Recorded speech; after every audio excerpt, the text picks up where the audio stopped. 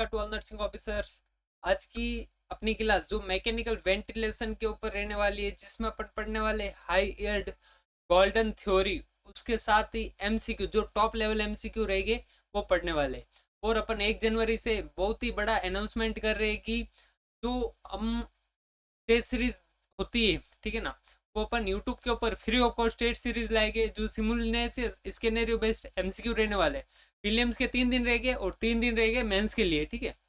Williams के 100 MCQ देखने को मिलेंगे। अगर मेंस की बात करूँ तो आपको 160 एमसीक्यू देखने को मिलेंगे। तो आप सभी नर्सिंग ऑफिसर ही तैयार हो जाए और धूम मचानी आप सभी को मिलके, ठीक है ना। तो अपने दोस्तों को चैनल को जरूर शेयर कीजिएगा ताकि उसका भी मेहनत हो पाए अच्छे ढंग से और वो भी अच्छा एक नर्सिंग अधिकारी बन पाए, ठीक है। आज की अपनी क्लास रहने वाली है मैकेनिकल वेंटिलेशन के ऊपर। इसमें अपन पढ़ने वाले हैं कि बेसिक डेफिनेशन क्या होता है। जो आपको इमेज हेड में देखने को मिल रहा है, ये मैकेनिकल वेंटिलेशन का इमेज है, ठीक है ना। क्लियर। ये मैकेनिकल वेंटिलेशन का इमेज है। इसका देख लेते हैं कि भाई आर्टिफिशियल सपोर्ट करता है ब्रीथिंग को, क्योंकि ये मशीन है जो डिलीवरी करती है पॉजिटिव प्रेशर वेंटिलेशन इसको लंग्स को। तो अपन कह सकते हैं भाई आर्टिफिशियली सपोर्ट करेगा ब्रीथिंग को। ये जो गोल है इसका किस किस को मेंटेन रखता है, एडिक्वेट ऑक्सीजनेशन को, जैसे PO2 SpO2। क्लियर। अगर बात करें कि एडिक्वेट वेंटिलेशन को मेंटेन रखेगा जैसे PaCO2 यानी PO2 PaCO2 SpO2, ठीक है।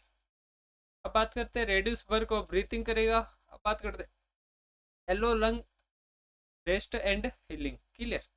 अब इससे रिलेटेड देख लेते हैं कि भाई वेंटिलेशन है जो 2 टाइप के होते हैं। सबसे पहले तो अपन देख लेते हैं कौन कौन से होते हैं वेंटिलेशन 2 टाइप के। एक होता है इन्वेंसिव वेंटिलेशन और एक होता है नॉन इन्वेंसिव वेंटिलेशन। मतलब नॉन इन्वेंसिव तो अपन बात करें तो फेस मास्क हो गया, नेजल मास्क हो गया, और उसमें भी देखो डिवाइडेशन हो रखा है, जो सीपेप हो गया, बाईपेप हो गया, PSVV हो गया। क्लियर। अगर बात कर ले कि इन्वेंसिव में तो प्रेशर कंट्रोल होता है एक, और एक होता है वॉल्यूम कंट्रोल। ये 2 टाइप का होता है। एक तो प्रेशर को कंट्रोल करना होगा, एक वॉल्यूम को कंट्रोल करना होगा। प्रेशर कंट्रोल जो 3 टाइप के होते हैं, PCMV, AC, SIMV। अगर वॉल्यूम कंट्रोल की बात करें तो VCMV, AC और SIMV। क्लियर। अगर बात कर लेते कि प्रेशर कंट्रोल भी आगे चल के डिवाइडेशन होता है जो न्यू टाइप के मॉड्यूल कन्वर्ट करता है, जैसे PRVC हो गया, ASV हो गया, PAV हो गया, APRV हो गया, IRV हो गया, HFV हो गया। इसके आप टाइप का नाम याद कर लेना और इनका फुल फॉर्म भी देख लेना आप, ठीक है। अगर आपको किसी भी तरह का डाउट हो तो आप मेरे कॉन्टेक्ट नंबर पे मैसेज कर सकते हैं मुझे, ठीक है। और यहाँ पे वही थ्योरी पढ़ाई जाएगी जो हूबहू एग्जाम के अंदर देखने को मिले, ना कि ज्यादा डीपली। अपन को वही चीजें चाहिए जो एग्जाम को क्लियर कर पाए, एक नर्सिंग अधिकारी बन पाए। अपन को कोई सर्जरी तो करनी है नहीं जो ज्यादा डीपली में पढ़े ना। नेक्स्ट अपन देख लेते कि ये जो मैकेनिकल वेंटिलेशन है जो इंटेंसिव केयर में यूज की जाती है, ICU वगैरह में आपने देखी होगी, पड़ी हुई होती है। इसके देखो ये सबसे पहले 1 नंबर लिखा हुआ है, ये वाला जो होता है सपोर्ट आर्म। क्लियर। अब बात करते हैं इंस्पायरेटरी पॉट विथ फिल्टर। तो 2 नंबर लिखा हुआ है, ये इंस्पायरेटरी पॉट विथ फिल्टर होता है। और 3rd नंबर लिखा है एक्टिव ह्यूमिडिफायर। तो ये आपको देखने को मिल रहा है नीचे वाली साइड, ये एक्टिव ह्यूमिडिफायर है। क्लियर। नेक्स्ट बात कर लेते हैं कि inspiratory line with water trap. जो 4 नंबर ये देखने को मिल रहा है आपको, ये inspiratory line with water tap, ये। क्लियर। वाई पीस है जो अपन ये देखने को मिल रहा है वाई पीस, ये वाइप टाइप का सेप होता है इसलिए इसको वाइप सिप कन्वर्ट में बोल दिया गया भाई, वाइप सिप वाइप पीस कहते हैं इसको। Next expiratory line with water tap, जो 6 नंबर पे देखने को मिल रहा है एक्सपायरेटरी लाइन वाटर टैप। और ये था इंस्पायरेटरी और ये एक्सपायरेटरी। एक्सपायरेटरी पोर्ट है जो 7 नंबर पे, ये जो देखने को मिल रहा होगा आपको साइड में। चलिए अब बात करते हैं फ्लेक्सिबल कनेक्टर, जो 8 नंबर पे देखने को मिल रहा है, ये हो गया फ्लेक्सिबल कनेक्टर। क्लियर। अब बात करते हैं 9 नंबर पे प्रॉक्सिमल प्रोप्लेसर सेंसर लगा हुआ है, ये जो 9 नंबर पे देखने को मिल रहा है ये सेंसर लगा हुआ है, ठीक है। 10 नंबर पे जो निबुलाइजर। क्लियर, ये समझ में आ गया। नेक्स्ट चलते कि भाई इंडिकेशन का कहाँ पे यूज होता है इसका मैकेनिकल वेंटिलेशन का। देख लेते कि भाई दो टाइप के होते हैं फेलियर, टाइप 1 टाइप 2, ठीक है ना। टाइप 1 में क्या होता है, PaO2 है जो 60 mmHg से डिक्रीज होगा और FiO2 जो 0.6 से ज़्यादा देखने को मिलेगा। जैसे एपोक्सीमिक रेस्पिरेटरी फेलियर है जो टाइप 1 होता है, जो ARDS हो गया, निमोनिया हो गया, पल्मोनरी इडिमा हो गया, इन्हें कहते हैं। अगर हाइपरकैम्निक रेस्पिरेटरी फेलियर की बात करूँ जिसे टाइप सेकंड फेलियर बोलते हैं, ये PSO2 50 mmHg ज़्यादा देखने को मिलेगा, साथ में एसिडोसिस होगा कंपनसेट, ठीक है। COPD, अस्थमा, न्यूरोमस्कुलर डिजीज, आप इसको याद करना तीनों को, ठीक है ना। कौन कौन से जो देखने को मिलेंगे आपको, क्लियर, क्योंकि MCU बनेगा तो इसमें भी बन सकता है कि भाई टाइप 1 टाइप 2 फेलियर कौन से होते हैं, क्या डिजीज के नाम दे देगा, कौन सा डिजीज नहीं है, ठीक है, ऐसा पूछ जा सकता है। नेक्स्ट बात करते हैं कि इंक्रीज वर्क ऑफ ब्रीथिंग, ठीक है, इसमें भी यूज किया जाएगा। रेस्पिरेटरी रेट अगर 35 से ज़्यादा है पर मिनट तो यूज़ किया जाएगा। अगर एसेसरी मसल्स यूज हो रही है तो यूज़ किया जाएगा। एयरवे प्रोटेक्शन जैसे जीसीएस को 8 से कम है तो यूज़ किया जाएगा। ड्रग ओवरडोज है तो यूज़ किया जाएगा, ठीक है। अगर स्ट्रोक पेशेंट है तो यूज़ किया जाएगा। एपनिया इम्पेंडिंग अरेस्ट है तो यूज़ किया जाएगा, क्लियर। अब बात करते हैं कि फिजियोलॉजी रिलेवेंट टू वेंटिलेशन से रिलेटेड, तो देख लेते हैं कि लंग कॉम्प्लायंस लिखा हुआ है जिसे सी से इंडिकेट किया हुआ है, ठीक है। ये V/P होता है, ठीक है ना। अब देख लेते हैं कि भाई साइड के अंदर आपको इमेज देखने को मिल रही होगी वेंटिलेशन की, तो ये लंग्स के अंदर देखने को मिल रहा है कि इनएक्टिवेशन ऑफ पर्मोनरी सर्फेक्टेंट के कारण और इंक्रीज एल्वुलर कैपिलरी परमीवेबर के कारण, इसके साथ ही एक्टिवेशन ऑफ इन्फ्लामेशन सेल्स और रिलीज ऑफ साइटोकाइनिन, ठीक है, जिसके कारण ये आपको देखने को मिल रहा है कि भाई नीड हो रही है वेंटिलेशन की, ठीक है। अब बात करते हैं लंग्स कॉम्प्लायंस जिसको सी से इंडिकेट करते हैं V/P, ठीक है ना, जिसका फॉर्मूला रहता है नॉर्मल है जो रहने वाला अपने 200 ml/सेंटीमीटर H2O, ठीक है। अगर कॉम्प्लेक्स डिग्रीज है तो अपन कह सकते हैं कि ARDS और फिब्रोसिस है, क्लियर। अगर बात करें कॉम्प्लियंस बढ़ा हुआ है तो एम्पाइसीमा वाली डिजीज हो सकती है। जो COPD को दो टाइम में बांटा गया, एम्पाइसीमा, क्रोनिक ब्रोंचाइटिस, जिसमें एक एम्पाइसीमा होता है, ठीक है। अगर एयरवे रेसिस्टेंस है जैसे depend on airway radius, radius पे डिपेंड करता है, इस रेडियस को डिपेंड करता है तो इसका ये अपने लो के ऊपर इंडिकेट करता है, जैसे लो होने वाला है कोई सिलियो लो, क्लियर। अगर रेसिस्टेंट बढ़ेगा जिसके कारण क्या होगा, अस्थमा देखने को मिलेगा, डिग्रेशन होगा, किंग ट्यूब देखने को मिलेगी, यानी रेसिस्टेंट नहीं करना है अपन को। रेडियस कम देखने को मिलेगी जिसके कारण फॉसल लो है जो डिग्रीज देखने को मिलेगा, क्लियर। डेड स्पेस बढ़ जाता है जैसे एनाटॉमिकली और एल्वुलर के कारण। इंक्रीज डेड स्पेस के कारण PaCO2 लेवल बड़ा देखने को मिलेगा आपको, क्लियर। इस इमेज को आप याद कर लेना किस किस कारण है जो मैकेनिकल वेंटिलेशन की जरूरत पड़ती है। अब बात करते हैं टाइप ऑफ वेंटिलेशन की। टाइप ऑफ वेंटिलेशन की अपन बात कर लेते हैं, और इसमें जो लास्ट के MCQ है वो सभी आपको सॉल्यूशन करने की, भाई इन सभी का राइट आंसर क्या रहने वाला है, और आपको इसका राइट आंसर मैं कमेंट बॉक्स में दे दूंगा, अपने कमेंट बॉक्स में दे दूंगा और साथ में व्हाट्सअप ग्रुप में दे दूंगा, ठीक है। अगर कमेंट बॉक्स में नहीं दे पाऊँ तो व्हाट्सअप ग्रुप से ज्वाइन हो जाएगा। बात कर लेते कि टाइप ऑफ वेंटिलेशन कितने टाइप के होते हैं, तो देख लेते कि सिंप्लिसिटी में आपने बता दिया था पहले ही, नॉन इन्वेसिव और इन्वेसिव, ठीक है। नॉन इन्वेसिव में बात करूँ सीपेप बाईपेप होता है। अगर इन्वेसिव बात करूँ ईटी इंट्यूबेशन, ट्रेकेस्टोमी। ये देख ले कि ये जो मशीन देखने को मिल रहा है आपको, ये रिससिटेटर है और ये टैंक रेस्पिरेटर है, क्लियर। इसके अंदर ये परमोनली सॉरी पॉजिटिव प्रेशर वाल्व लगा और ये नेगेटिव प्रेशर वाल्व लगा हुआ है, क्लियर। ये लेदर डायफ्राम का बना होता है, साइड में देखने को मिल रहा है जो।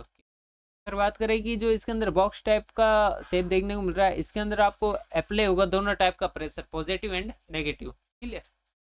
अब बात करते हैं सीपेव और बाईपेव, इन दोनों इमेज को ध्यान रखना आप कि इन दोनों इमेज का भी MCQ पूछा जा सकता है कि वो इमेज दे दी जाएगी और पूछ लिया जाएगा किस टाइप की इमेज है ना, क्लियर। अब नेक्स्ट बात करते हैं कि सीपेव है जो और अपने डेफिनेशन क्या होता है उसको, और बाईपेप का डेफिनेशन क्या होता है। इसमें देख लेते हैं कि सीपेप है जो एयर प्रेशर है जो इनल और एलेक्सल पे सेम देखने को मिलेगा आपको, क्लियर। और बाईपेप की बात करूं तो डिफरेंट टाइप का एयर प्रेशर देखने को मिलेगा इनहेल और एयर एक्सेल के टाइम, ठीक है। बात कर लेते हैं नेक्स्ट कि इसके अंदर आपको इंक्रीज कांस्टेंट सेट प्रेशर देखने को मिलेगा इनहेल के टाइम, अगर एक्सेल के टाइम देखे तो डिग्रीज देखने को मिलेगा प्रेशर सीपेप में, और सेम टू सेम ही आपको बाईपेप के अंदर देखने को मिल रहा है। क्लियर। अब देख लेते हैं इन दोनों का यूज क्या अलग अलग होता है ना, उस वजह से यहाँ पे मैंने दोनों का इमेज दे रखा है, दोनों का दर्शाया गया है, ठीक है। अब बात कर लेते कि सीपेप की। सबसे पहले provide constant air pressure to keep the airway open, मतलब एक कांस्टेंट टाइप का आपको एयर प्रेशर देना है जिसके कारण ही एयरवे ओपनिंग है जो कंटिन्यू बनी रहे। अपन को ओपनिंग रखनी है, अगर ओपनिंग नहीं रखे क्लोज हो गई तो प्रॉब्लम हो जाएगी, गेम ओवर हो जाएगा, है ना, ठीक है। अगर बात करें कि इसका यूज क्या किया जाता है तो अपन बात कर लेते हैं कि ऑब्स्ट्रक्टिव स्लीप एपनिया वाली डिजीज में दिया जाता है, ठीक है। अगर सिंगल प्रेशर सेटिंग की जाए, ठीक है ना, तो भी पेशेंट में यूज किया जा सकता है। ये इफेक्टिव होती है माइल्ड टाइप के या सीवियर टाइप के, माइल्ड टू सीवियर टाइप के ओएसए केसेस के अंदर, ठीक है ना। ओएसए होता है ऑब्स्ट्रक्टिव स्लीप एपनिया। अब बात करते हैं बाईपेप के अंदर दो तरह के एयर प्रेशर होता है, आईपेप और ईपेप। आईपेप होता है इनहेलेशन के टाइम में जो इंक्रीज होता है, और ईपेप होता है जो लोअर होता है एक्सेल के टाइम। अब बात कर लेते हैं यूज का होती है जब इंटॉलरेंस हो जाता है सीपेप और वेरी प्रेशर देखने को मिलता है जब यूज की जाती है। ये ट्रीट करती है कॉम्प्लेक्स टाइप के स्लीप एपनिया को, सेंट्रल स्लीप एपनिया को और सीओपीडी को। अगर पूछ लिया जाए सीओपीडी में कौन सा यूज करोगे आप, तो बाईपेप का बोलना आपको। क्लियर। बात कर लेते हैं वेंटिलेशन वेरिएबल, किस टाइप की वेंटिलेशन वेरिएबल, ये वेरी वेरी इंपॉर्टेंट है, इसको आप समझ लेना कि भाई कौन कौन सी वेरिएबल देखने को मिलती है। तो देखो इस इमेज को आप देख सकते हो एक बार कि कौन सा कब बढ़ता है, पिप कब बढ़ता है, पिप कब बढ़ता है ना, रेसिस्टेंट फ्लो कब बढ़ेगा, टोटल पिप कब डाउन होगा, प्लेटो प्रेशर क्या होता है, ऑटो पिप कब आती है, ठीक है ना। इनको आप नाम याद कर लेना भाई कौन सा कब बढ़ेगा कौन सा कब घटेगा, ठीक है ना, ताकि ये इमेज देख के भी पूछ सकता है ABCD लिख के कि भाई सबसे लास्ट वाला जो ऑटो पिप होता है, और ए लिख के बोल देगा भाई पिप होगा स्टार्टिंग में, टोटल पिप है जो नीचे वाली साइड दे रखा है, टोटल कॉम्प्लेंस टाइडल वॉल्यूम की बात करें तो वो भी नीचे वाली साइड दे रखा है, टोटल पिप से ऊपर वाली साइड देखने को मिल रहा होगा आपको। क्लियर। ये भी पूछा जा सकता है, प्लेटो प्रेशर भी पूछा जा सकता है, रेसिस्टेंट फ्लो जो ऊपर देखने को मिलेगी और पिप है जो ऊपर देखने को मिलेगी। बात करें ट्राइगर की तो वाट इनिशिएट ब्रीथ, तो इनिशियली कंडीशन के अंदर ब्रीथिंग किस टाइप का ले रहा है। अगर टाइम टाइगर की बात करें और पेशेंट टाइगर की बात करें तो प्रेशर और फ्लो देखने को मिलेगा अपन को। लिमिटेड की बात करें तो variable that can not be exceed, मतलब बहुत सारी ज़्यादा वेरिएबल देखने को मिली तो बहुत ज़्यादा ही प्रेशर क्रिएट होगा, इसके कारण ही आपको वेंटिलेशन के अंदर वेरिएबल देखने को मिल सकती है। प्रेशर लिमिटेड है या फिर फ्लो लिमिटेड है तो उसमें भी देखने को मिलती है। अगर एंड इंस्पायरेशन के टाइम भी देखने को मिल सकता है, टाइम वॉल्यूम फ्लो प्रेशर के कारण भी देखने को मिलता है। अगर बात करें कि कॉमन वेंटिलेशन मोड है कौन कौन से देखने को मिल सकता है, ये भी हाइल्ड है तो आप इसको स्टार लगा देना यहाँ पे। क्लियर। तो सबसे पहले बात करते हैं VCV क्या होता है, वॉल्यूम कंट्रोल वेंटिलेशन। मतलब इसके अंदर क्या होता है कि ये सभी वेंटिलेशन के टाइप है, ठीक है ना। एक वॉल्यूम कंट्रोल होता है, एक प्रेशर कंट्रोल होता है, जो आपको मैंने स्टार्टिंग में बता दिया था डेफिनेशन के बाद में कि इसके अंदर वॉल्यूम कंट्रोल वेंटिलेशन के अंदर आपको क्या होता है, फिक्स टाइडल वॉल्यूम रहता है। वेरिएबल प्रेशर है जो डिफरेंट टाइप का देखने को मिलेगा, ठीक है ना, वेरिएबल प्रेशर देखने को मिलेगा। इससे रिस्क से जो बढ़ जाता है किसका, बेरोट्रोमा का। क्लियर। बेरोट्रोमा का रिस्क बढ़ जाता है इससे। बात कर लेते हैं नेक्स्ट प्रेशर कंट्रोल वेंटिलेशन। इसके अंदर फिक्स्ड प्रेशर रहेगा, वेरिएबल टाइप का टाइडल वॉल्यूम रहेगा, और बात करें कि यूज होती है कि ARDS के अंदर, वो पूछा जा सकता है कि भाई ARDS के अंदर किसका यूज किया जाएगा या फिर बेरोट्रोमा का किस में रिस्क है ज्यादा, है ना। ऐसे MCQ देखने को मिल सकता है आपको। क्लियर, ये समझ में आ गया। बात करते हैं नेक्स्ट की असिस्ट कंट्रोल। असिस्ट कंट्रोल के अंदर एवरी ब्रेथ है जो सपोर्ट करनी होगी, मतलब एवरी ब्रेथ को सपोर्ट करते हैं ये, ठीक है ना। असिस्ट कंट्रोल का मीन्स ये होता है, और ये पेशेंट टाइगर या टाइम टाइगर के कंट्रोल करके रखती है। अब बात करते हैं कि सिम, इसका फुल फॉर्म ध्यान रखना आप। MV का मतलब मैकेनिकल वेंटिलेशन। अब बात करते हैं सिम होता है सिंक्रोनाइज इंटरमीडिएट मैंडेटरी वेंटिलेशन, इसका फुल फॉर्म ध्यान रखना नर्सिंग ऑफिसर्स। क्लियर। अब मैंडेटरी होगी, स्पॉन्टेनियस देखने को मिलेगी, इवनिंग में यूज की जाएगी। क्लियर, यहाँ पे स्टार लगा देना आप। नेक्स्ट बात कर लेते अपन कि ये मोड ऑफ वेंटिलेशन और क्राइटेरिया है जो विद इन मोड के अंदर क्या क्या देखने को मिलेगा।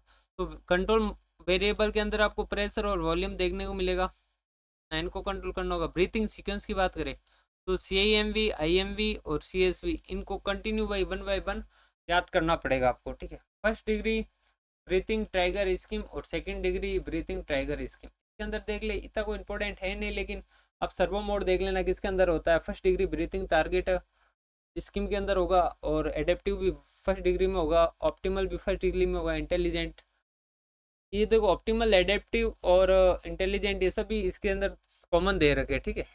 तो इनको अभी तक याद मत करना है, बस ऐसे ही ध्यान रखना इन चीज़ों को, इतना ज़्यादा पूछा भी नहीं जाएगा, ठीक है आपसे। कि ये ध्यान रखना है कि मोड ऑफ वेंटिलेशन के अंदर 4 मोड होते हैं, और क्राइटेरिया विद इन मोड के अंदर है जो भी 4 मोड होते हैं, ठीक। Initiative mode, limitation mode, cycling mode और सपोर्टिव मोड। क्लियर। अब बात करते हैं प्रेशर सपोर्ट वेंटिलेशन है जो पेशेंट है जो इनिशिएट वाली कंडीशन में देनी होगी।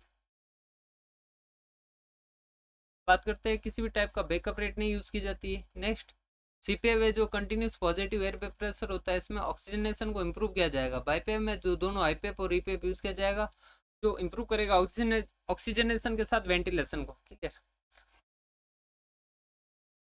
अब बात कर लेते हैं कि ग्रुप ए जो ये आपको देखने को मिल रहा है, ventilation mode, designation, control variable, breathing sequence, targeting, इस तो इसके अंदर जो ये तीनों मोड दे रखे कि volume control, pressure control, additive pressure control, ठीक है।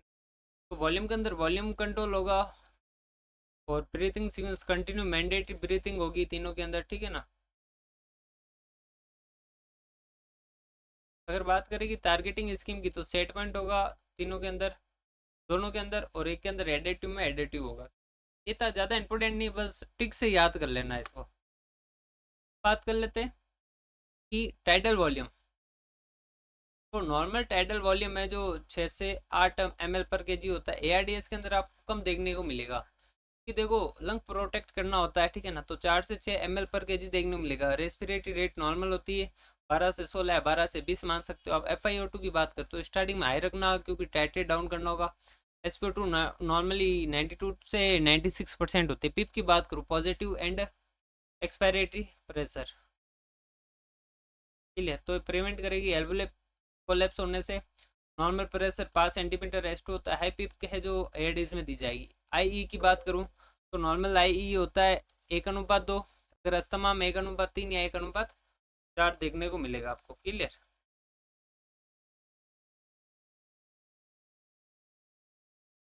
अब बात कर लेते हैं कि ARDS क्राइटेरिया और लंग प्रोटेक्टिव स्ट्रेटजी के बारे में। बर्लिन ने डेफिनेशन दी थी कि ARDS क्राइटेरिया क्या होता है और वेंटिलेशन क्या यूज़ किया जाएगा ARDS में। तो ARDS क्राइटेरिया एक्यूट ऑनसेट होता है, बायलेटरल इनफिल्ट्रेशन वाली देखने को मिलेगा आपको। PSO2 PO2 ऑब्लिक FiO2 है जो 300 से कम देखने को मिलेगा। कार्डियक फेलियर में नहीं दिया जाएगा, ठीक है ना। नहीं, कार्डियक फेलियर रिलेटेड नहीं है तो ही दिया जाएगा, ठीक है। क्लियर, ये समझ में आ गया। अब नेक्स्ट बात कर लेते कि वेंटिलेशन कितना होगा ARDS में। तो वेंटिलेशन है जो 4 से 6 ml पर केजी देखने। प्लेट ऑफ प्रेशर की बात करूँ तो 30 सेंटीमीटर एसुस कम देखने को मिलेगा। हाई पिप है जो देखने को मिलेगा। परमिसिव हाइपर कैप्निया देखने को मिलेगा आपको। क्लियर। वेंटिलेशन वेव फॉर्म की बात करूँ तो प्रेशर टाइम कर्व की बात करूँ इसमें, तो देखो प्रेशर पिक है जो इंक्रीज होगा रेसिस्टेंट और कॉम्प्लेक्स इश्यूज के कारण, ठीक है। फ्लो टाइम कर्व की बात करूँ तो एक्सपायरेटरी फ्लो है जो रिटर्न नहीं होगा हमेशा जीरो के टाइम, तो वो ऑटो पिप के अंदर देखने को मिलेगा आपको। वॉल्यूम टाइम कर्व की बात करूँ तो लीक होगा, क्योंकि volume not return to baseline. ये तीनों ध्यान रखना वेव फॉर्म को, ये इतना इंपॉर्टेंट नहीं है, इनको आप देख लेना एक बार। कि वेंटिलेशन वेव फॉर्म जो मैंने बताई है वही होती है कि स्केलर और लूप टाइप की होती है, ठीक है। ये फ्लो वाली हो गई, ये वॉल्यूम वाली हो गई, और ये प्रेशर वाली हो गई, ठीक है। प्रेशर वाला किस टाइप का शेप होता है देख लीजिए आप। इस टाइप का शेप देखने को मिलेगा, और वॉल्यूम वाला इस टाइप का पर्वत वाला शेप देखने को मिलेगा, ठीक है। और फ्लो वाला सबसे डिफरेंट टाइप का ही होगा, ठीक है, क्लियर। अब वेव फॉर्म में जो स्केलर और लूप दो टाइप की होती है, तो स्केलर में देख लेते हैं प्रेशर फ्लो और वॉल्यूम टाइम है, और लूप में देख प्रेशर वॉल्यूम फ्लो वॉल्यूम देखने को मिलेगी। अगर डिफरेंट शेप देखने को मिला तो वो प्रॉब्लम हो सकती है, ठीक है।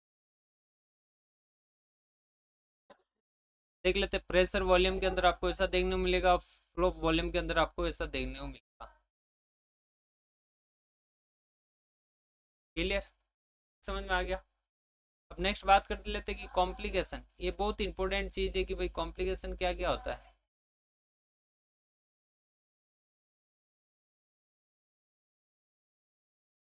कॉम्प्लिकेशन की बात करें, बेरोट्रोमा है जो सबसे पहले देखने को मिलेगा न्यूमोथोरेक्स और न्यूमोमिडे स्टेनियम के अंदर। वॉल्यूट्रोमा है जो ओवर डिस्टेंशन के कारण देखने को मिल सकता है। एटेलेक्टेक्टोमा है जो रिपीटेड वॉल्यूम अपने एल्वेोलर कोलैप्स के कारण देखने को मिल सकता है। अगर वेंटिलेशन एसोसिएट निमोनिया है जो आपको 48 घंटे के बाद देखने को मिलेगा, क्लियर, या 72 घंटे से पहले। HAI का डेफिनेशन होता है हॉस्पिटल एक्यूर्ड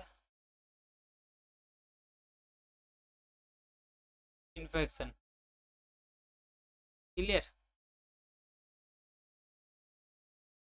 अगर बात करें ऑक्सीजन टॉक्सिसिटी की, तो FiO2 जो 60 से ज़्यादा देखने को मिले तो ऑक्सीजन टॉक्सिसिटी का रिस्क बढ़ जाता है। बात कर लेते कि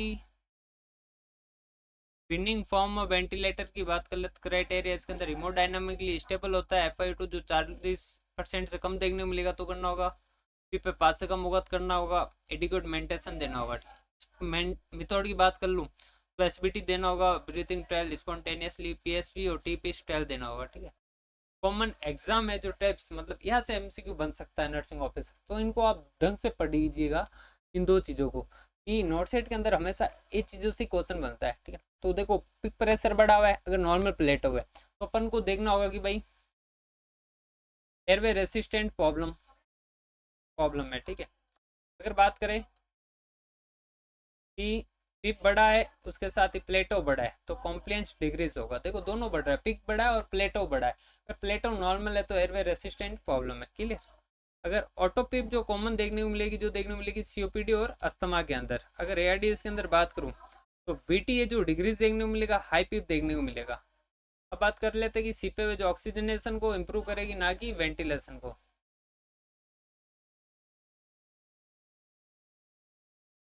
क्लियर। अगर बाईपेप की बात कर लेते हैं अपन, तो ये यूज होता है कहाँ पे, COPD विथ हाइपर कैपनिया में। बेस्ट मेथड होती है ARDS के लिए प्रेशर कंट्रोल और लो VT स्ट्रेटजी, ठीक है।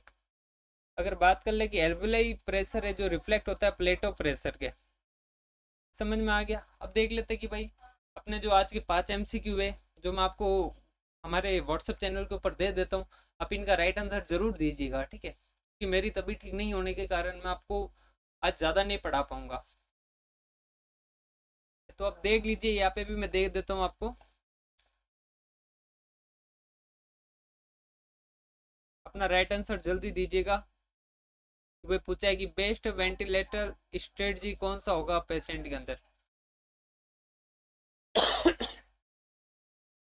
सेकंड MCQ कह रहा है कि भाई इन वीडियो स्टॉप करके भी आप यहाँ पे कमेंट बॉक्स के अंदर राइट आंसर दे सकते हो। अगर आपने पांचों का राइट आंसर दिया तो मैं समझ जाऊंगा भाई आपको समझ जाना आपका 100 के अंदर इजीली रैंक आ पाएगा, ठीक है। क्योंकि इन क्वेश्चन को देना बहुत बड़ी बात है, हर कोई इन क्वेश्चन का आंसर नहीं दे पाता है। मैंने देख किए, क्योंकि मैं सब जानता हूँ इन बारे में कि कौन क्या है क्या नहीं है ना। इसका देख ले, मोस्ट लाइकली कॉज पूछा है कि भाई कौन सा कॉज होगा, इसका भी आप आंसर दीजिएगा। नेक्स्ट इसका भी आंसर दीजिएगा आप।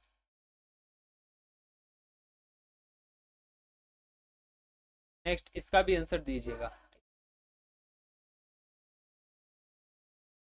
इनको स्टॉप करके पढ़ लीजिएगा और उसके बाद आंसर दीजिएगा, ठीक है। आज की क्लास नर्सिंग ऑफिसर अपन ही समाप्त करते हैं। चैनल को अपने दोस्तों के साथ जरूर शेयर कीजिएगा ताकि किसी को हेल्प हो पाए। अगर कोई फ्री ऑफ कॉस्ट भी अच्छे ढंग से सीरियसली पढ़ेगा तो उसका इजीली सिलेक्शन हो पाएगा। Thank for all.